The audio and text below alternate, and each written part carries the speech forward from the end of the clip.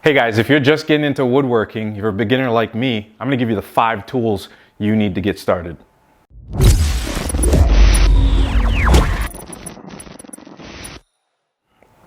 Now, I'm sure a lot of you have browsed YouTube and looked at your favorite woodworking channels and saw that they have all this awesome equipment and tools in their shop. Now, I'm here to tell you, you don't need all those tools to get started. Now, I'm gonna give you the 5 tools that I think you really need to get started, and I'll probably throw in, I'm gonna throw in 2 additional bonus tools if you make it to the end. So let's just get started. In no particular order here, I'm gonna start off with the circular saw. So circular saw is probably one of the most versatile cutting tools you can find here, especially a battery powered. And I do recommend getting a battery powered circular saw. You can find these in a kit. Sometimes you can get a kit of 5 tools. You can get a kit of 2 tools, depending on your brand and your price range. Whatever you do decide to buy, I would say try to stick with that platform because it just makes everything more easier as you go along if you could just switch the batteries amongst all your tools. Obviously, you can do cross cutting on this. You can do a rip cut on plywood. You can bevel cut on this. This is a very versatile tool. Getting into woodworking, you might think you need to get a miter saw and a table saw right off the bat. I think you can get away with this and be just fine. Of note, most saws out here are going to come with a blade already installed or already included with your package. If your budget can handle it, I would advise you to go purchase a blade. Right now I have a finishing plywood blade in here. I've used cement board blade, cross-cutting blades. A nice general multi-purpose blade is gonna do you well with your circular saw. It's gonna get 95% of the jobs done that you need to get done. Do yourself a favor, grab yourself a circular saw. Next tool I think you guys should look into is a speed square. Here I have a 7-inch speed square and a 12-inch speed square. I generally use both of them, but if I had to grab one, it's gonna be my 12-inch. This one comes in super handy when it comes to using my circular saw if you want a straight edge. There's a couple tips and tricks you can use to actually utilize this as your straight edge. This one I more so use on my miter saw, so if I really had to decide, it's gonna be the 12-inch. They're not that very expensive, and as you progress in your woodworking career or your woodworking hobby, there's so many other things you could do with this speed square on here, from cutting rafters to stair treads and things like that, that you could learn along the way, and this is gonna grow with you. These things last for a very long time. They're very durable. Get the 12-inch. The next tools I would invest in are a drill driver set. Now, if you had to pick just one, I would say get a drill. It does everything this one does, but it gives you the added benefit of being able to utilize it as a hammer drill. Most times you can find these as a set. I picked this up in a set of 5, as you guys can see a theme already. But very useful. In woodworking, you're always going to be doing something with a drill no matter what the project is. There's going to be some drilling going on. There's going to be some joining going on.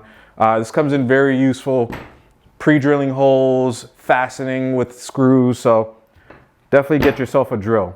This is my hammer drill. I have my Forstner bit in it. It does everything really well. And then the impact driver. The impact driver just gives you that added benefit to be able to zap things in. Having both of them does make life a little bit easier because you don't have to change bits. You can drill with this one and fasten with this one.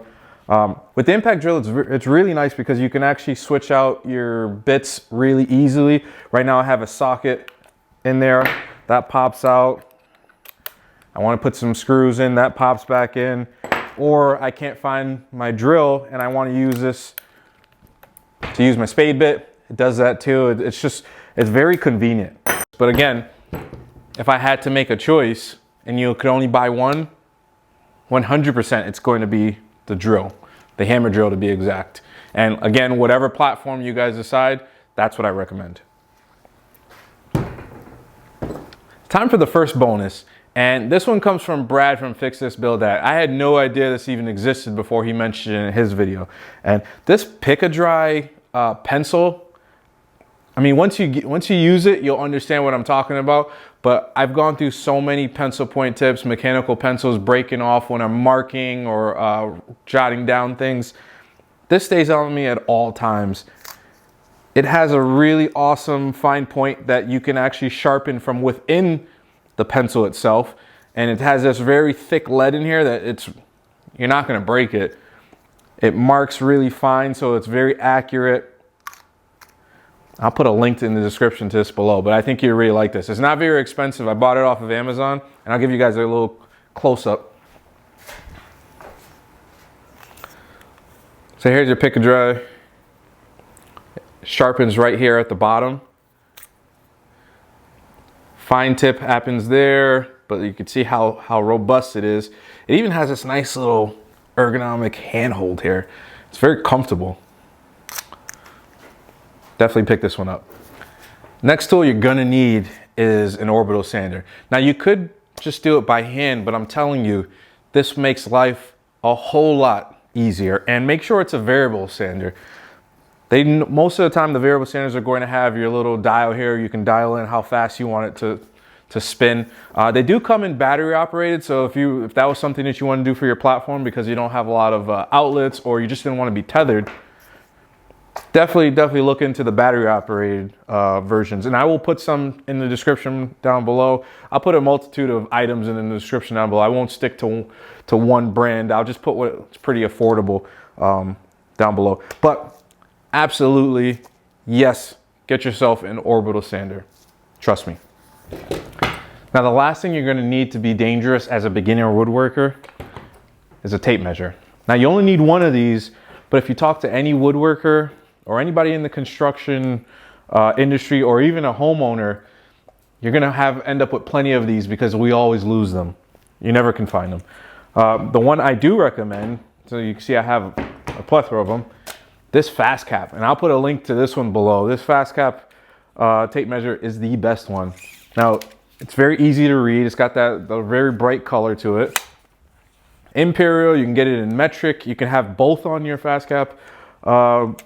They sell it all, but this one is very easy to read. It gives everything down to the 16th. If you're like me, sometimes I can't remember. It's the tick after the half mark or 2 ticks after the 3/4 mark. This is going to give you the exact measurement, so you'll be able to look at it. And right on the front of it, it's a lefty righty. It tells you what it is. This is the best one. It comes in 16 feet. For woodworking, that's about as much as you're going to need. If you need anything longer, then you just have to figure it out. But this is something that you need to have in your arsenal. Get yourself a fast cap tape measure. So there you have it. These are the 5 tools I think you need to be dangerous as a beginner woodworker. And I did add the bonus of the Pika Drive, but I did say there were 2 bonuses. And I'll give you the second bonus now. Here it is. This is probably my favorite out of all my tools. Again, you don't need this. This is just a bonus, but this is awesome. They call this the Borah centipede. It comes in a couple different sizes you can pick. You can pick one based off of the amount of space you have. I like it because I could take it outside or I could use it inside, and it's my makeshift workbench. You can start off working on the floor, but if you can get one of these, why not? Opens up just like that.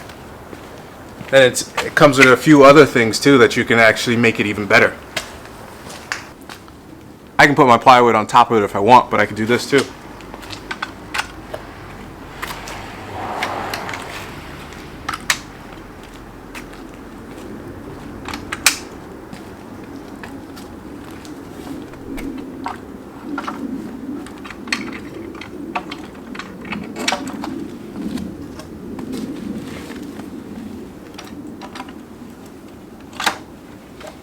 2x4s make a really sturdy workbench, but we can make it even better than that.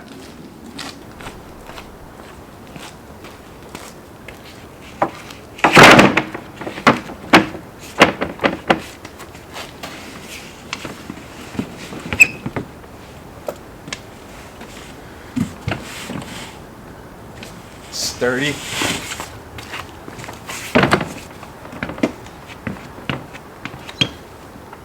Come on. Come on.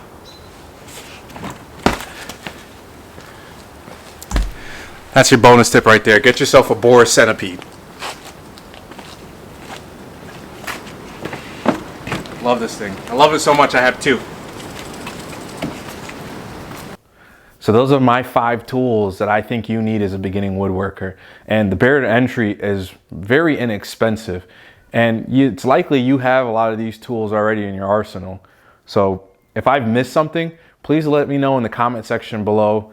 Hit that subscribe button. If I can keep doing videos like this, I will. I'll put this out for you guys. And hopefully you guys enjoyed my 2 bonus items. Until next time, I'm Drew. This is Ready, Set, Build It. And get out of your comfort zone. Try something new.